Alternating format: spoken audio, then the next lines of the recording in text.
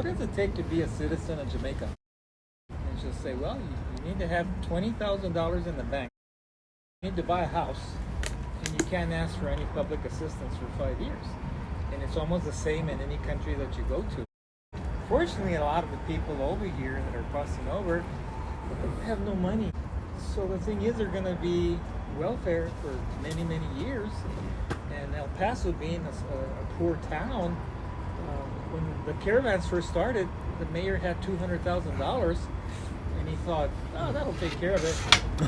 It's not going to last, with hotels. Right. They were putting them in hotels. They were putting them all over the place. And so, you kind of, where's the money coming from? Right. So myself, as a Democrat, I'm looking at the budget. How can we afford to help as many people as there are? Right. My wife is Republican, and so her point of view is a little bit different. But we have been interviewed by quite a few people because of that. That they want to know how she feels about it and the difference. Now, when my dad, back like in the late 50s, when he would bring in family, he had to assure that they had a job waiting for him. He was like the contact where he would help them find an apartment. They would bring a little bit of money back then. You could get an apartment. He'd get them started. He'd get them a job, and then they were on their own, and they all became successful. He was doing it for the family. And your dad also did the same thing. My dad did it too. My dad, he helped a cousin and her husband, and my dad's boss was willing to help him out, and they managed to come over, and they established, they moved to California. Right. So he became a cook, and then eventually a waiter. They did very well. They bought a house. So they did live the American dream. Right.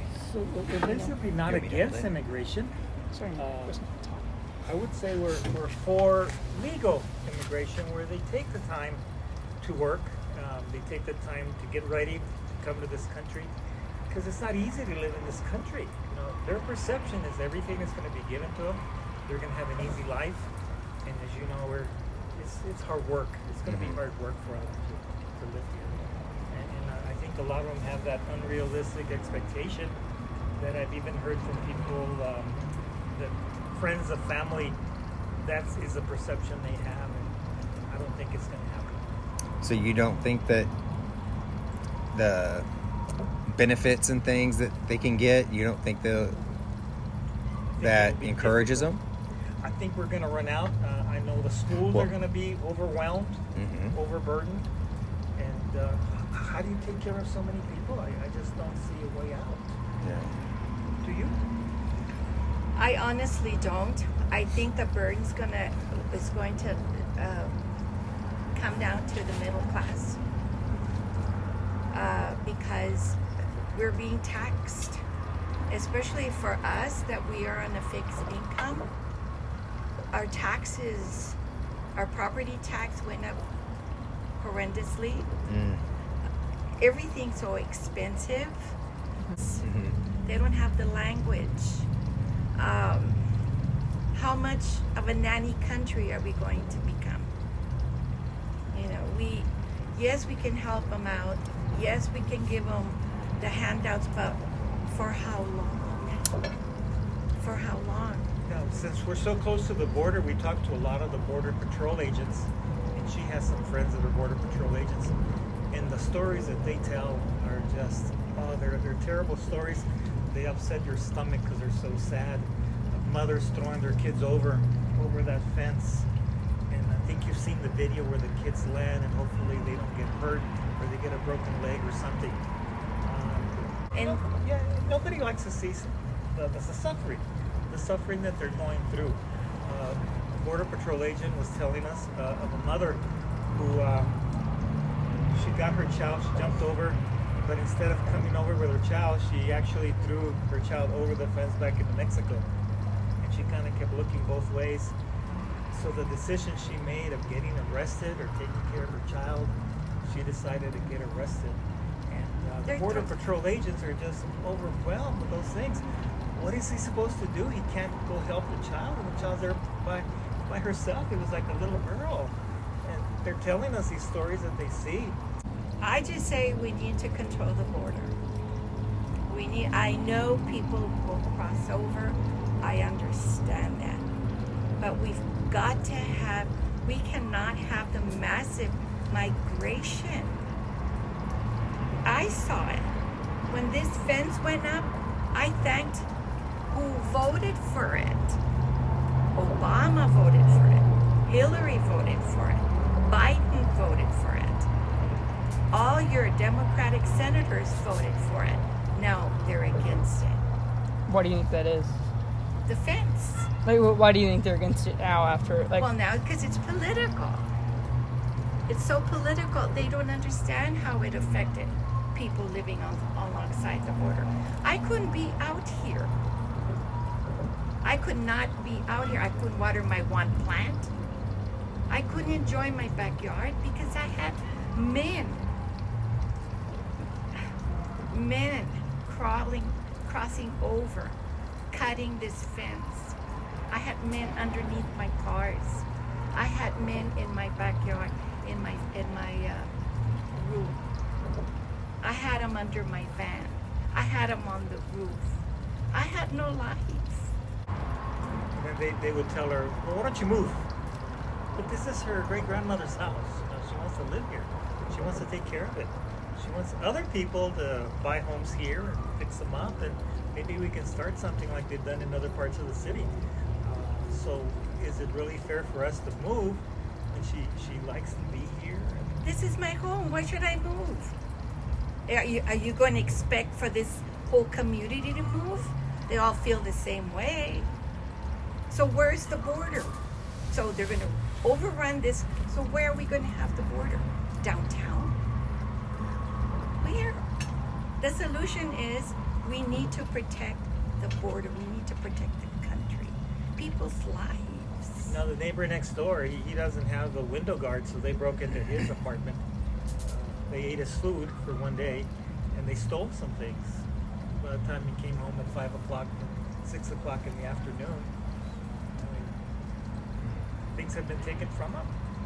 And it's really unfair because he works hard. He's an electrician, and he works hard for his money, and he's saving his money to buy other things, and to just have things taken away from you, which is why we need to protect our home, and we do as much as we can. The strategy that I use, like in the mornings, you always have to kind of look around before you open the door, and we always lock. We're always in the habit of locking the door behind you. We can't leave the door open because someone could wander in there. And then as soon as I check, then I open the door slowly, then I come out, but always in the idea of seeing for evidence if someone is in the backyard. Maybe a flower pot has been turned over, or there's some clothing. The clothing that they use to travel, they leave it here, and then they have some fresh clothing, but they think they won't be seen as easily. This area was very high in drug trafficking, so they would come through my backyard and then run out.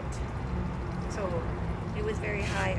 They found people from the Middle East. They were from over there.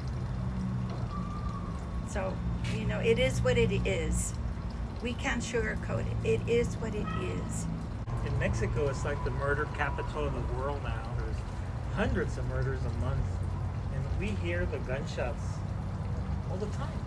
You hear somebody getting shot over there. You can hear the rifles, the shotguns. Mm-hmm. And so when someone does cross over, do they have a gun? We don't know. Are they just coming to work? Hopefully they are. But we just have to be real careful with everybody. And maybe about 3 weeks ago, there was one guy who wanted me to throw some food over the fence. And that's against the law. I can't help him in any way. And I said, I'm sorry. He threatened me. He's going to kill me. He's going to come after me. He's going to jump the fence and get me. And like I said, I carry the Border Patrol phone number. I walked around here, called the Border Patrol, and within a minute they arrested him. You really feel for the children that are walking with the parents. We've seen We saw a mother with a baby that was, what, 2 days old? How long she had been on the road. And that really hurts. You know, you hear women crying, women In screaming. the winter. On the way, the coyotes, those who cross, I don't know if you're familiar with the coyote, they treat them like trash. Yeah. Where's the Me Too movement? Is it just Hollywood? Is it just the elites? How about those who really need help? Where are they? It's shameful. I think it's shameful and disgusting that they don't care for how the women are treated. It's terrible. So what is it? I think they're hypocrisy. It's hypocritical. You don't wear the diamonds, you don't wear the jewelry, you don't. These women are suffering. And they don't care? Where's AOC? Where is she? Where are all these people? Well, it's what you guys are doing. You're reporting. You're looking for facts of what's going on. When we travel, there's people that don't even know there's a fence. They think it's really open. See? And one border patrol agent told me there's about 100 arrests a week in this little area right here. As you go further down toward the desert area, what we call, there's a little town, Santa Teresa, right there. They're arresting in the hundreds and the thousands. So when people are deciding to go in the desert, that's really unforgiving. You know, the desert is unforgiving. There's no water. You know, when it's 107 degrees, you cannot make it. So basically what you're doing, you just have to inform people and not to consider, well, it's a Democratic thing or it's a Republican thing. I think it's all of us that we have to kind of look at this. Protecting people is racist. It's being humane. It's not about black, it's not about brown, it's not about white. It's not. It's about safety and security for all. It's kind of like helping your own kids. You see your kid playing out on the street. Son, don't play out on the street. Cars are coming by. You protect them. And what else can we do to protect the people that we see that are like us? You know, they're Hispanic. They're just like us. I don't know what else we can do.